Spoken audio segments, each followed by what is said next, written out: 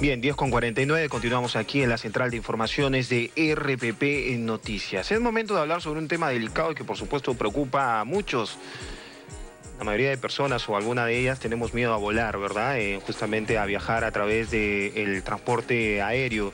Sin embargo, sabemos en qué condiciones, en cuál es la situación actual de este sector. Por ejemplo, si hay pilotos capacitados, si hay las escuelas adecuadas para que sigan apareciendo nuevas figuras justamente para poder pilotear o poder entrar a trabajar a las empresas de transportes. Pues bien, estamos con el doctor Víctor Girao. Sí, Víctor Girao, quien es piloto y abogado, nos acompaña aquí entonces en la central de informaciones de RPP Noticias. Bienvenido, caballero. Pues bien, hay un tema delicado que ha surgido a raíz del cierre del aeródromo de Coyique, ¿no? Este aeródromo que estaba pues ya en medio justamente de una zona muy habitada, y que justamente a raíz de eso se recomendó su cierre para justamente también crear otro gran proyecto inmobiliario. Sin embargo, el cierre de Coyique ha traído problemas. ¿Cuáles son, por ejemplo? Cuéntenos alguno de ellos, caballero. Gracias. Prefiero iniciar esta conversación aclarando un tema muy importante que usted ha mencionado en su introducción. Y es que por el hecho de estar el aeródromo de Coyique rodeado de ya algunas viviendas. Bastante viviendas, diría. De bastantes viviendas, muy bien, digamos, bastantes viviendas, entonces había que sacarlo. Bajo esa hipótesis, entonces el aeropuerto de Las Palmas, que está en pleno surco, claro, habría que también sacarlo. El aeropuerto Los Ángeles, en Estados Unidos, que está rodeado de superedificios, habría que sacarlo. No es así. Los aviones cada vez son más modernos, más seguros, y ya el que un aeródromo o un aeropuerto esté en medio de una ciudad no es ningún peligro. El problema aquí surgió porque esos superterrenos del aeródromo de Coyique, más de 64 hectáreas, más de 64.000 metros cuadrados, fueron rematados a un precio vil a un consorcio conformado por empresas chilenas y peruanas durante el gobierno del señor Alan García. Y nosotros, como Asociación de Pilotos, nos opusimos a que se consumara ese delito. Y digo delito porque esos terrenos fueron comprados por el pueblo peruano en el año 41, después de la guerra con Ecuador. Y fueron comprados con dinero de los ciudadanos peruanos que hicieron una colecta nacional y compraron esas tierras para que se creara una escuela de aviación civil.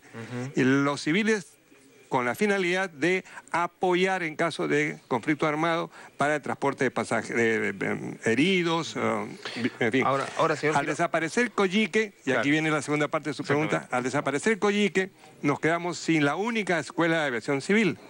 Y entonces los pilotos o los jóvenes que quieren ser pilotos tuvieron que empezar a viajar a la Argentina y a Bolivia. O si no, a una sede en Pisco, ¿verdad? Así es. Entonces, ¿qué pasó ante la desaparición de la Escuela de Aviación Civil de Coyique? Empezaron a crearse pequeñas escuelitas de aviación que no tienen un aeródromo propio. O sea, es como pura teoría. Entonces. Así es, pura teoría. Entonces tienen que llevarlos a un aeropuerto, como es Pisco, para que allí hagan sus prácticas. Pero ¿qué está ocurriendo ahora en Pisco? Resulta que en Pisco, como sabemos, siempre fue base militar, fue de la Fuerza Aérea, y la Fuerza Aérea tiene avionetas, aviones motores, aviones bimotores, aviones de reacción, tiene helicópteros, también está el Ejército, también está la Marina, también están las compañías privadas, en fin, y además estas escuelas. Entonces, Pisco en este momento, como aeropuerto, se está convirtiendo en algo similar a lo que ocurrió en Nazca.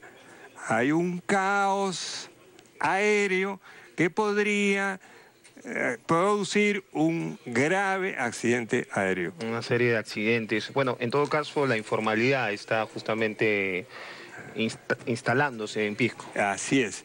¿Y por qué digo esto de que hay una especie de caos ya en Pisco? El tema es muy sencillo. Los aviones de la Fuerza Aérea tienen sus propias características y tienen un patrón de ingreso y salida y van a hacer sus prácticas. Las avionetitas de los aeroclubes o de las escuelas de aviación vuelan a muy diferentes velocidades entonces sus patrones son diferentes. La torre de control no tiene cómo verlos porque no hay un radar. No tiene radar, entonces, No tiene el aeródromo radar, de Pisco. no tiene radar el aeródromo de Pisco. Entonces, el tránsito aéreo de tantos aviones de diferentes características y velocidades y helicópteros, además, está tan congestionado que parece pues desde la época de la avenida Tacna, la avenida Abancay. Es decir, ha desbordado en su capacidad tremendamente. Total. Tanto es así que ya se vienen produciendo algunos accidentes. Hace poco se ha producido un accidente de un avión bimotor del ejército peruano, en el que han estado haciendo prácticas con un motor.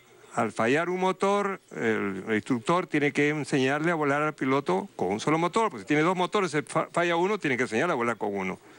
Bueno, pues se le plantó el otro motor y cayeron, menos mal, al costado de la pista, porque podrían haber caído sobre otros aviones que estaban ahí. Ahora, señor Girao, ¿esto quiere decir entonces de que no existen las sedes necesarias para la práctica de, justamente, la práctica de manejo, ¿no? Para pilotear aviones? Excelente pregunta, sí. Esto, bueno, nos puede llevar a un gran problema futuro, ¿no? ¿Qué confianza podemos tener los pasajeros, justamente? Así es muy buena pregunta. Mira, lo que está ocurriendo esto es consecuencia de esta decisión política delictuosa de la venta del aeródromo de Coyique, de los terrenos del aeródromo de Coyique.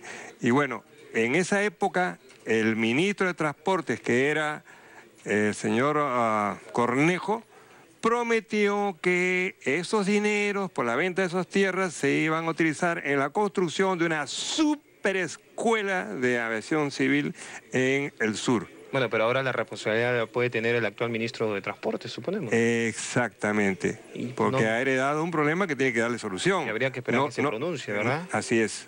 Tendríamos que exigirle, no esperar que exigirle que se pronuncie, porque la situación en Pisco actualmente, no quiero alarmar, es simplemente caótica como la que fue en Nazca, cuando también advertimos a la ministra de esa época, va a ocurrir un accidente aéreo, y ocurrió. Justamente ante la caída de algunas avionetas en Nazca o las constantes emergencias, ¿no?, que se presentan con justamente las naves, se hablaba de que era necesario una fiscalización, ¿no?, más estricta. ¿Usted cree que se ha mejorado también la fiscalización o es que los aviones pueden despegar sin ningún tipo de control, al menos de una autoridad que pueda certificar que, por ejemplo, el mantenimiento mecánico es el adecuado, o seguimos en una informalidad tremenda que pone en peligro no solo la vida de los peruanos, sino también de los turistas, ¿no? Yo creo que seguimos en esa informalidad tremenda porque... O sea, es un peligro Nazca en estos momentos. No Nazca, estamos hablando de Pisco. Bueno, Nazca y Pisco... Nazca ahora ha mejorado algo. Después del último accidente, porque acuérdense, hubieron accidentes en el que murieron 5 franceses, después chilenos, peruanos, sí. ¿No? Bueno, se tomaron algunas medidas un tanto irracionales, pero se tomaron medidas y el asunto es que ha mejorado algo Nazca.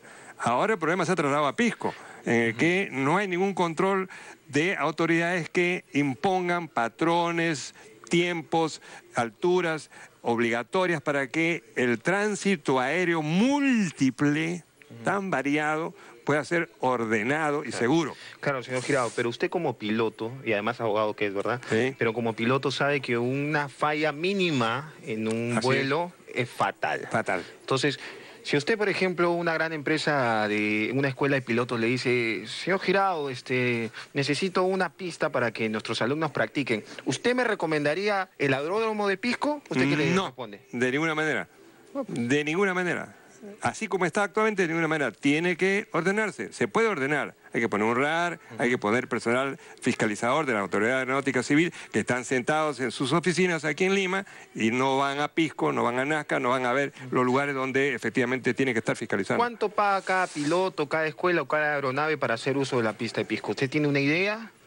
La hora de vuelo en Pisco está costando, para los alumnos civiles, está costando entre 120 y 140 dólares. Dólares. ¿Pero eso qué incluye? ¿El alquiler de la aeronave? Eso incluye el alquiler de la aeronave. Y la empresa, o la escuelita, es la que le paga a Pisco por los servicios del uso de la pista. Pero no es gran cosa porque no hay radar, no hay... A eso quiero llegar. ¿Cómo es que no hay radar? ¿Cómo es posible que en el Perú se vuele sin radar? ¿No? Le voy a dar una respuesta que lo va a asombrar.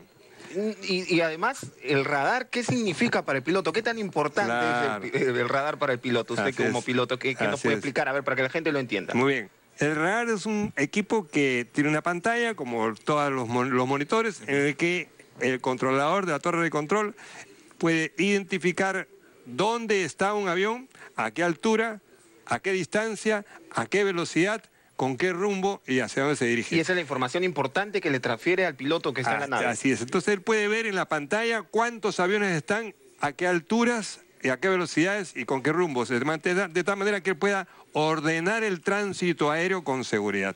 Y si esos aviones además tienen un transponder, o sea, un aparatito que va a emitir una señal y que la torre de control o el radar va a identificar, inclusive en la pantalla, le va a decir, este es el avión Víctor Girao 432.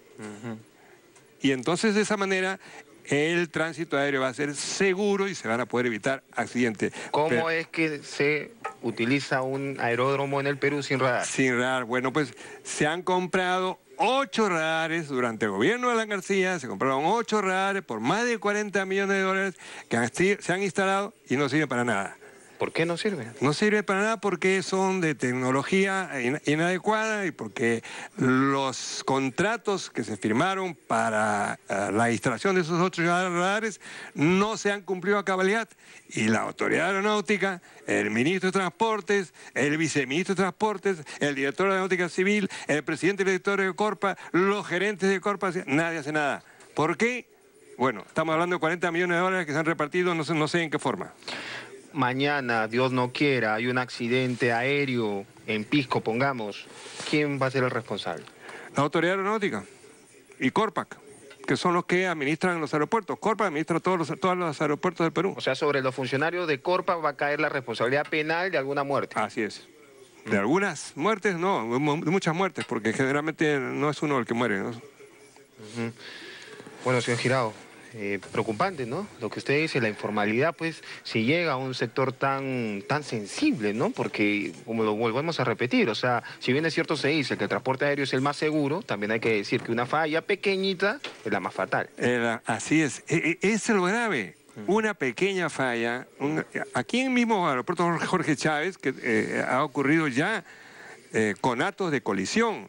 ¿El radar del Jorge Chávez sí funciona o no? No, el radar del Jorge Chávez funciona de vez en cuando, a veces. O sea, el mejor aeropuerto por muchos años consecutivos de Latinoamérica tiene un radar que funciona... 4 años consecutivos, se van por el 5.º año consecutivo que lo califican del mejor aeropuerto de Sudamérica. No, es el mejor aeropuerto de Sudamérica en cuanto a tiendas, es un mega centro comercial. Pero los pilotos no aterrizamos dentro de las tiendas, los pilotos aterrizamos en las pistas de aterrizaje y para aterrizar con seguridad en las pistas de aterrizaje, con mala visibilidad, con niebla, necesitamos equipos especializados que no hay, no los tenemos. Y así como usted lo dice, señor Girao, necesitamos equipos, todos los peruanos también lo decimos, ¿no? Porque sí, todos viajamos, necesitamos equipos. Sí. La responsabilidad, Corpac. Corpac. Aeronáutica Civil. Aeronáutica Civil. Ministerio de Transporte. Bien, muchas gracias al señor Víctor Girao, piloto y además abogado, por haber estado aquí en RPP Noticias en la Central de Informaciones. Muy amable. Gracias por la invitación. No, gracias a usted, por supuesto. Bueno, 11:02 de la mañana.